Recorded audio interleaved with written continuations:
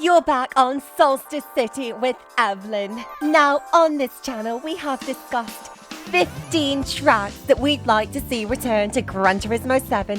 And finally, we got one of them added at last. And it just so happened to be the first one that I spoke about.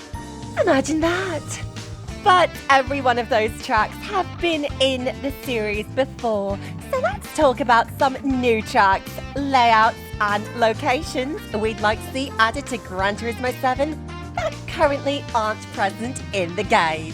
All of these tracks appear in other racing games, and you could argue that you could just go and play those games instead, but not everyone can afford that. And I'm sure these tracks would fit wonderfully into Gran Turismo 7. So without further ado, let's get started. First off, we have Hockenheim Ring. Hockenheim is a circuit in Germany that has appeared in several racing games, just not the Gran Turismo series. The only German track in Gran Turismo 7 is the Nürburgring itself and all its variants. So an entirely new German track would be a fun addition. Plus, this track has an old layout they could also incorporate, since we got the old Fiji tracks in Gran Turismo 4. Although that never happened again, did it? Historical tracks, always the modern layout. And the old ones are always the best. Am I right? Nonetheless, Hockenheim would be a fun addition to Gran Turismo 7. So hopefully we see it soon. Number 9 is San Francisco, using inspiration from the San Francisco circuit in the Grid series. In previous Gran Turismo games, city circuits would come from various countries and not just Japan. And while Tokyo Expressways isn't a bad city circuit, you're racing the byways, not in amongst the hustle and bustle of a busy city. So it feels a little bland. With the San Francisco track, you are right in the heart of the city, going past shops and other buildings with fans lining the sidewalks. But all that is well and good. There's only one reason why we chose this track, and that is this part.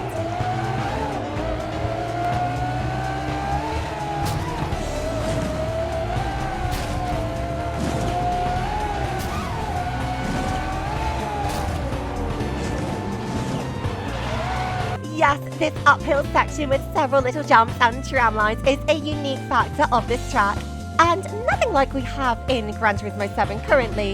It does remind me of Seattle Circuit we last saw in Gran Turismo PSP, and Grid isn't the only game to use this uphill-like section. Enthusia Professional Racing's track, Pacific Gateway, has the same concept, since it's also based on San Francisco. Point being, multiple games can use San Francisco. It was a photo travel location all the way back in Gran Turismo 4, so let's have it be a racetrack in Gran Turismo 7. Istanbul Park, a track popular with F1 racing. Would be nice to have a few more F1 cars in Gran Turismo 7. We don't need the liveries, just the base model will do. Now, Istanbul Park is a simple track, but fun to race on in other racing games. Populated with lots of grass around the track in a nice location, with a good number of corners and straights for some action-packed racing and overtaking.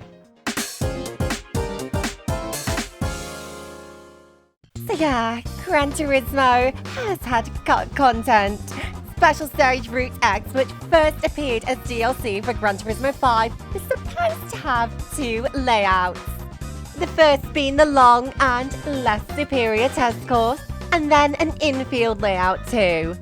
This infield layout would take you up the winding path to the left over the entire track and through a tunnel. There would then be a series of banked corners that would bring you back out on the opposite side of the track, where you would then just drive the rest of the way round, back to the start.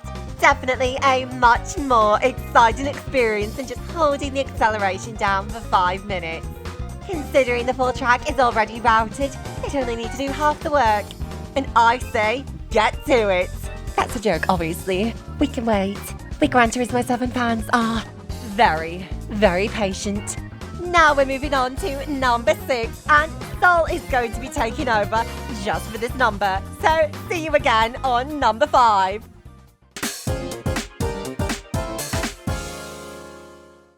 Many people have stated that my voice sounds weird. Thanks. Well, I'm from Scotland, and most of us don't have attractive sounding voices that are easy on the ears. But while our looks and voices might not be the best, the country's landscape definitely is a sight to behold. Plenty of natural beauty, green fields and winding country roads. Highlands Track in Assetto Corsa showcases great potential for something more simple and relaxing, whereas different towns and cities, mainly Edinburgh in this example, showcases the potential for a city circuit with an older feel to it.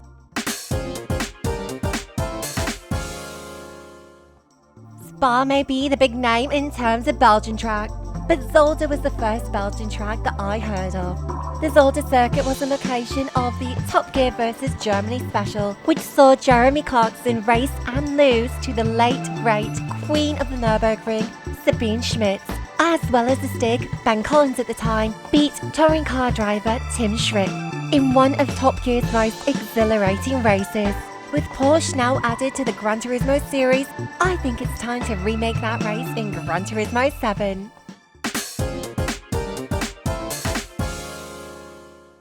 Homestead-Miami Speedway is my kind of test course, closest to Gran Turismo 1 and 2's in terms of length. This track is also a great ticket to bring back NASCAR. Yes, you can argue we have Daytona, but Daytona is not a test course like Oval. And yes, I know we always mention test course in our videos, but that's just how we played Gran Turismo as kids. Always racing on test course. Plus, for me, I just wasn't good at Gran Turismo, so I could only go in a straight line with two big corners. Homestead does have an infield layout too, so there's something for everyone. NASCAR may not be brought back, but that doesn't mean Homestead can't be added itself. I mean, what can I say? We are British here at Zolder City, so obviously we were going to include a British track somewhere on this list. And the choice we're making is Donington. It's a pretty simple and basic track. A few corners that line a hill, several straights, and finishing up with some very tight corners. In comparison to Goodwood and Brands Hatch, this course is much easier. At least in my opinion. Misano is a track in Italy, which maybe it's just the style of absolute supercars that reminds me of that Gran Turismo 3 feel. Yeah, probably. Let's update it, shall we? With straights that lead into tight corners that follow with another straight to the next. This is the kind of track you can breeze through quickly with easy areas for mistakes if you mistime your brake. Plus, all the sand traps around the track make for a nice obstacle if you veer off track. In other words, this track would fit into Gran Turismo 7 nicely. Now an honourable mention to the jungles of Mexico. Forza Horizon 5 did a great job of showcasing how beautiful Mexico is, and a rally course based off of the jungle we see in Forza Horizon 5 would be fun. Adding a river crossing or two, and we'd be golden. Of course, with the FIA regulations, such things would never be allowed. But I say, the FIA. Oh, sorry. Racing without limits, isn't that a tagline of a game somewhere? Anyway, on to number 1.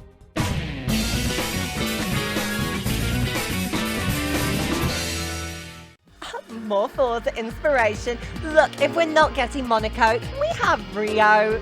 This track from the Forza series is beautiful, with a gorgeous coastal start that takes us through the city and up the mountains.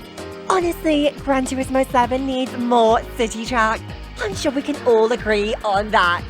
But some fun mountainous towns would be nice too, and Rio is a good base to start.